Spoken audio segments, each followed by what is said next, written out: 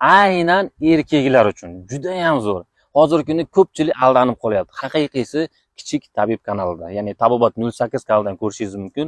Haqiqiy erkaklarning quvvatini oshiradigan, boshni og'ritmaydigan, aptekaga ishingiz tushmaydi. Erkaklarning quvvatini oshiradigan bizda kichkina tabib logotipi ostida 7 xil giyohini qaynatilib, uni bug'dan chiqqan suvdan olingan. Buni nima qilasiz? Shifo Allohdan albatta. Buni quyasiz. Shunchasini quyib, bismillah.